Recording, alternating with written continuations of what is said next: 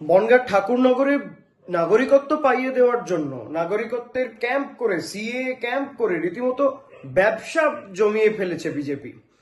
বনগাঁ, ঠাকুরনগর, পালপাড়া এই সমস্ত অঞ্চলগুলোতে সিএ ক্যাম্প করে সেখান থেকে রীতিমতো সাধারণ মানুষকে পরিষেবা দেওয়ার জন্য টাকা নিচ্ছে বিজেপি। কোথাও সাহায্য করবার জন্য 20 টাকা, কোথাও ফর্ম ফিল আপ করে জমা করিয়ে দেওয়ার জন্য 800 টাকা, এবং বলা হচ্ছে সাধারণ মানুষ যদি ক্যাম্পে টাকা দেয় তাহলে তারা সহজেই নাগরিকত্ব পাবেন, আর যারা টাকা দেবেন না তারা নাগরিকত্ব পাবেন না। অর্থাৎ মতুয়াদেরকে নিয়ে রাজনীতি বিজেপি বরাবর করেছে, কিন্তু এরপর তো মতুয়াদের নিয়ে রীতিমতো ব্যবসা করছে বিজেপি। আর এই নাগরিকত্বের ক্যাম্পগুলোর মাথায় রয়েছেন কেন্দ্রীয় মন্ত্রী শান্তনু ঠাকুর স্বয়ং, রয়েছেন বিজেপির বিধায়ক তার ভাই সুব্রত ঠাকুর, কোথাও রয়েছেন বিজেপির বিধায়ক অসীম সরকার। প্রত্যেকটা ক্যাম্পে বিজেপির জমিদাররা নেতৃত্ব দিচ্ছেন।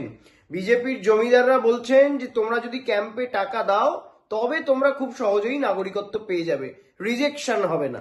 অর্থাৎ মতুয়াদেরকে ভুল বোঝানো, মতুয়াদেরকে ভুল বুঝিয়ে তাদের বিপদের দিনে তাদেরকে ভয়ে দেখিয়ে নাগরিকত্ব পাইয়ে দেওয়ার লোভ দেখিয়ে টাকা তুলে নাও, যেভাবে হোক পকেট ভরো।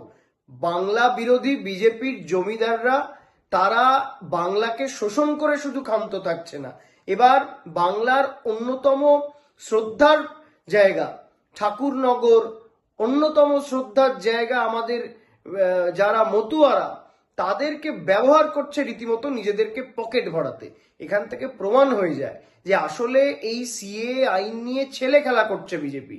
এই নাগরিকত্ব পাইয়ে দেওয়ার নামে বিজেপির নেতারা দিকে দিকে নিজেদের পকেট ভরানোর খেলায় নেমেছেন।